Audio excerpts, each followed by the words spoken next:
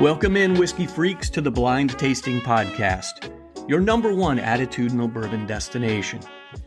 Today I'm going to get a little nutso, and I'm going to do a triple blind tasting of some Jim Beam products that we all know and love. And no matter what shenanigans and tomfoolery might ensue, we're going to learn about bourbon today, whether we like it or not. I also got to say, I'm going to continue the journey through whiskeys that you can actually find and afford. So let's get after it. We interrupt this programming to bring you some rather disturbing messages. So, another big distillery is being ridiculous. Yeah, this time it's sadly Heaven Hill. They just announced on their social media the following statement. In preparation for the Kentucky Bourbon Festival, we will not be releasing allocated products in our retail store this week, September 9th to September 16th. So, in other words, for those of you who had, planned on heading to Heaven Hill from all over the country to get something special, to get some of the good stuff, screw you. Well, that's what the good folks at Heaven Hill are saying, in my opinion. Mind you, this announcement was made on the 9th. So if you'd already made plans or were actually on your way, and there were some people on their way to the distillery, you get to turn around. This is the kind of crap that these big distilleries had better figure out and fix.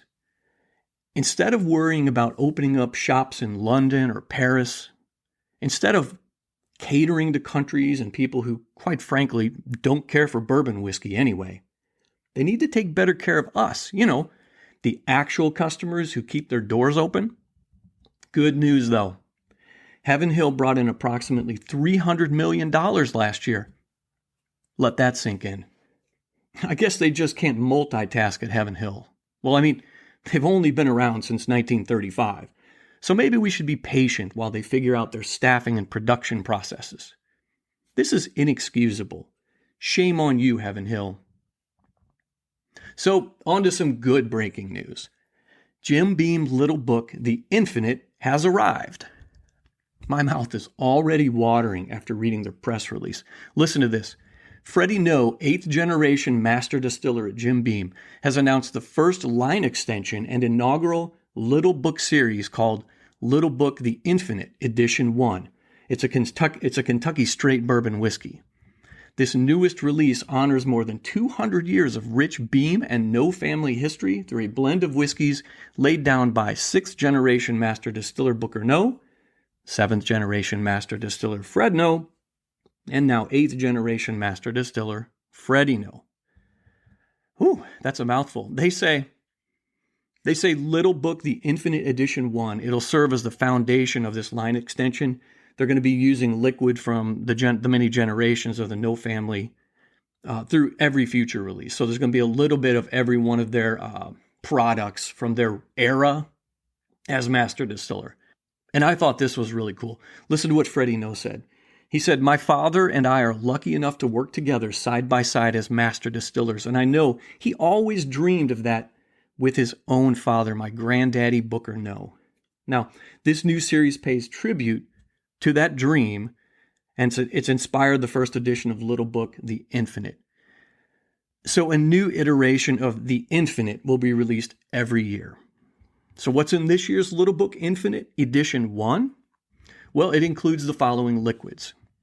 It includes Booker No's component, which is Kentucky straight bourbon whiskey aged 20 years.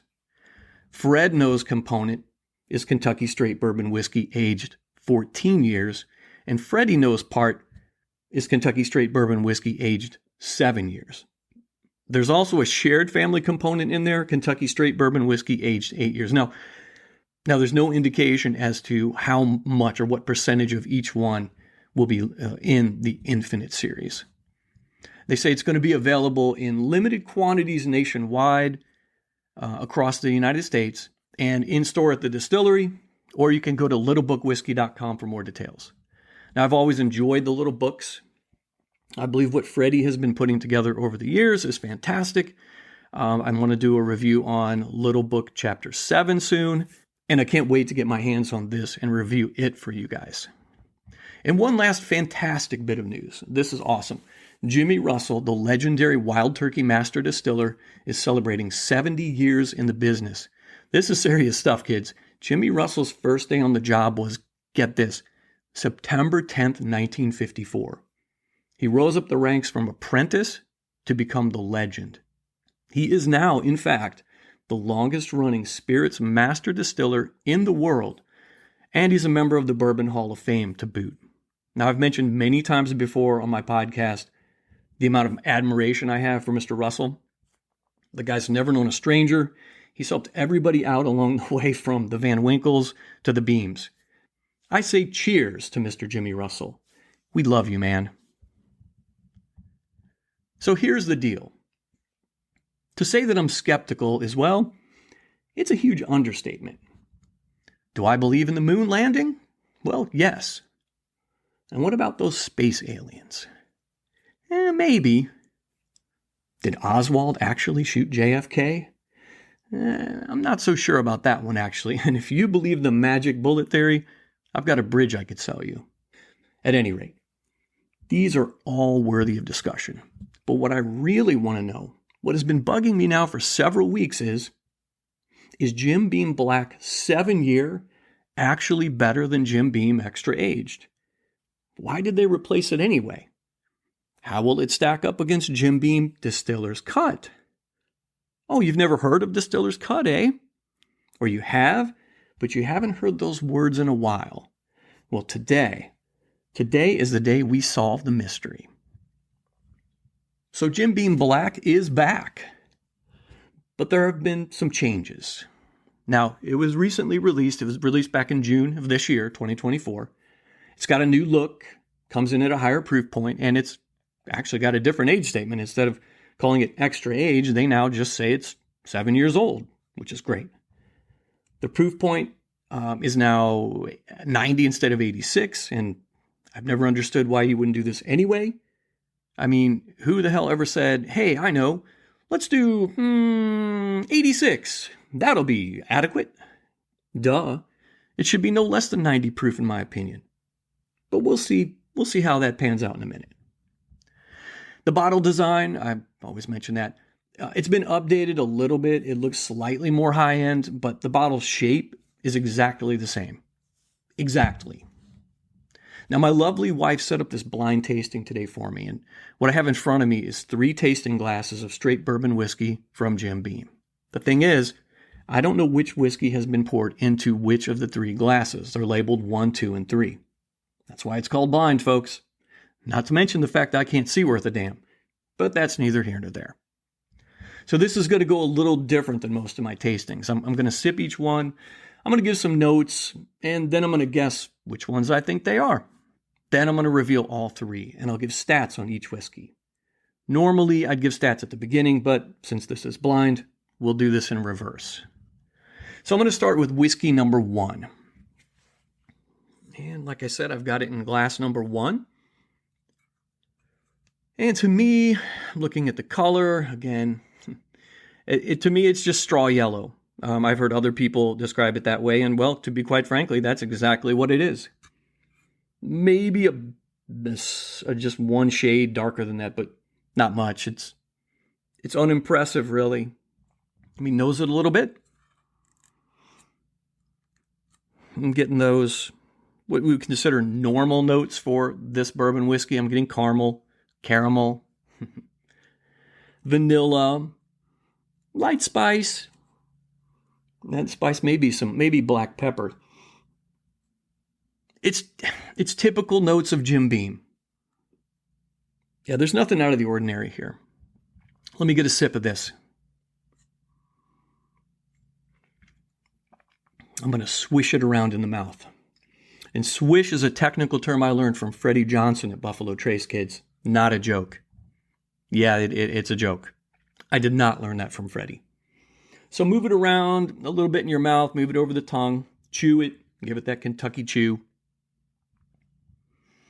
I'm getting caramel. Very little vanilla, though. I was getting that vanilla on the nose, but it's really not coming through here. It was stronger on the nose. It's interesting. I am getting that pepper. And there's a bit of oakiness and lots more pepper spice.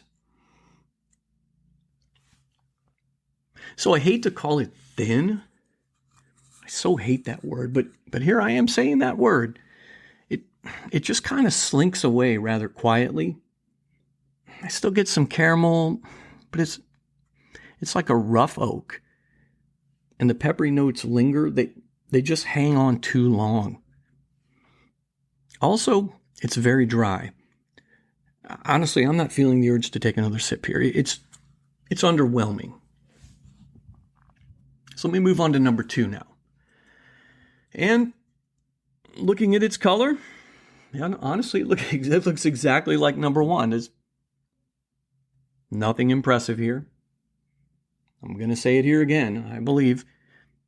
And I found that the hue or color of the whiskey really gives you some insight right away into the depth of flavors you're about to put into your mouth. So far, this one looks pretty weak. But let's see. I'm going to nose it. Again, I'm getting that vanilla, that caramel. Maybe I'm getting a light little orange zest with this one. And maybe a smidgen of pepper. Let me take a sip.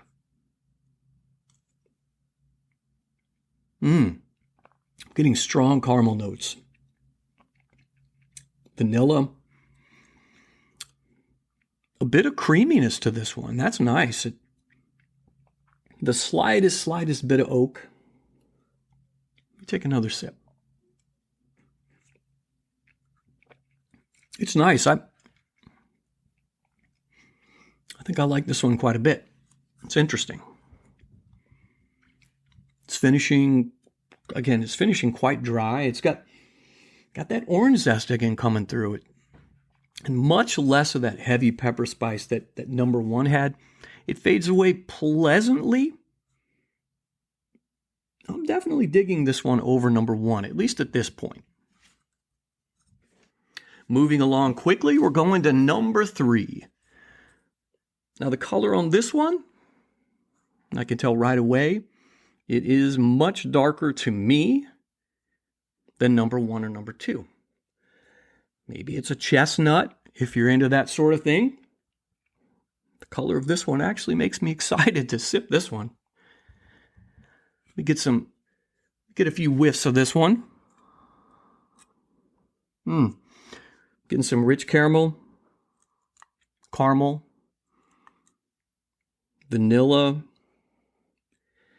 quite a bit more of that yummy orange zestiness, and just ever the slightest amount of pepper. I'm going to get a quick sip. Oh, it's got a creamy mouthfeel. The rich caramel notes, really pronounced in this one. Smooth vanilla. And you're still getting that slight peppery note. Maybe just the slightest amount of peanut. I know that I've gotten that note in other Beam products like Knob Creek for sure. So that's kind of fun. I'm going to take another sip here and see how that finish goes. The finish lingers a bit longer than 1 or 2. I suspect this is the distiller's cut, but I could be wrong. And it's fading away, but it's much slower. And with that creamy mouthfeel I mentioned, maybe even getting a hint of leather or maybe tobacco or maybe both. This is quite nice. I would call this one balanced. If this is the distiller's cut, this tasting reminds me of why I bought 2 of these bottles back when it came out. And full disclosure, I have not had distiller's cut in over 4 years. So this was a brand spanking new bottle we opened today. And now it's time for the big reveal. And I'll reveal all 3 after the money spot. Are you looking to update your bar or man cave with some great photographs or wall art?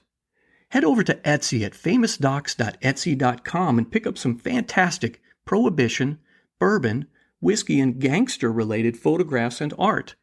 And if you purchase 4 or more items, you'll get 20% off your entire order for a limited time. That's famousdocs.etsy.com. famousdocs.etsy.com, and you can find the link in the show notes. It's time for the big reveal. Let me take a peek under each one of these glasses. Glass number 1 is Jim Beam Blac 7-year. Glass number 2 is Black Extra Aged. And just as I suspected, number 3 is indeed Jim Beam Distiller's Cut. So let me tell you about each one of these real quick. Now, number 1 was Jim Beam Blac 7-year. It was released June 2024 as a replacement for the Extra Aged. It comes in now at 90 proof. It's aged 7 years at least. And the mash bill is the standard mash bill from Jim Beam, which is 77 corn, 13 rye, 10 malted barley. The price, obviously, that's going to differ based on where you live here. But for me, it was $23 at Wally World. It's about the same at Sam's Club. You can find it pretty much wherever they used to sell Extra Aged. Now, glass number 2 was Jim Beam Blac Extra Aged. As I mentioned before, it comes in at 86 proof. There is no age statement, but it's said to be in the 5 to 6 year range. The mash bill is the standard 77, 13, 10. And the price for me was always available for about $22. Again, you just pick it up at Wally World or wherever. Now, glass number 3, the fantastic Distiller's Cut. Now, it was available nationwide for a brief time starting in November of 2017. And I got my first bottle in Lancaster, Kentucky. And a short while later, I saw it at a grocery store here in my town, and I grabbed it right away. I stashed it, opened it today, and we tasted it together. Again, it's the same mash bill, 77, 13, 10. But the cool thing, one of the cool things about Distiller's Cut is it's 100 proof and it's non-chill filtered. And that's a major difference. Often the non-chill filtering will bring you more flavor to the table. Doesn't filter out those extra sediments and some of those esters, and that's science. And it can give you a more rich, creamy texture sometimes. And I think that's definitely true in this case. Distiller's Cut was aged between 5 and 6 years. I paid $26 for mine in Lancaster, Kentucky, way back in 2017. Haven't seen it for a very, very long time.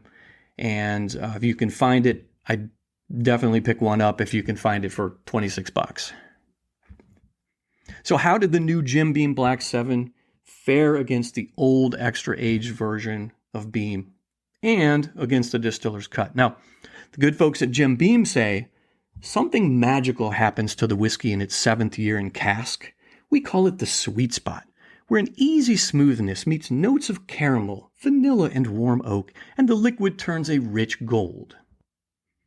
Well, my notes after tasting 7-year are that it's unrefined. Yeah, I mean, the proof point is higher than the Extra Aged, but it's not pleasing to the mouth. I'd call it rough around the edges. The Black Extra Aged, even at a lower proof point, really satisfied me more than the 7-year, and I can't hardly believe it myself. I got to tell you, I was hoping the 7-year would be a home run for Beam and for us whiskey freaks at the bargain price of $23. Quite frankly, this is a disappointment. It's a real missed opportunity here, really, to finally get Jim Beam right. Well, how does it stack up against Distiller's Cut? Quite frankly, there's no comparison. Distiller's Cut is just a party in your mouth. It's got rich notes of caramel, vanilla, and it even had that zesty orange and tobacco. It's really good. I know you can't find it. I guess that just means I'll have to ration my one remaining bottle. So you're probably wondering, what's the verdict? We got to get a verdict today, right? Well, yes, absolutely, we're going to have a verdict. And let me go through the verdicts. As you know, on the Blind Tasting Podcast, there are 3 possible verdict options. Are we going to keep it, collect it, or are we going to cull it? To keep it means to proudly display it in your liquor cabinet or bar. This stuff is good for a pour anytime, but there's really no need to stock up on it since it's always available. To collect it means to grab another bottle or two. You find it really delicious, or it may just not be easy to obtain. To cull it means let's use it to loosen rusty bolts or to sanitize a dirty toilet. In the case of Jim Beam Blac 7-year, I say keep it. It's okay. And for the price, you can share it with Jim Beam fans that like a bit rougher edge to their bourbon. I mean, the bottle does look fairly cool, so it's got that going for it. And I wouldn't pour it out.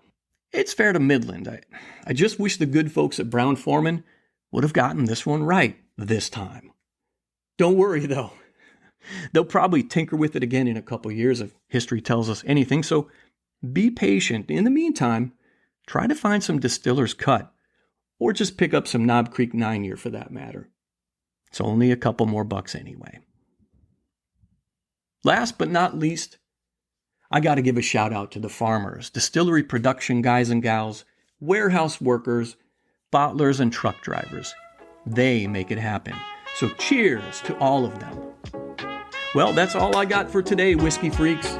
Thanks for listening to the Blind Tasting Podcast, your #1 attitudinal bourbon destination.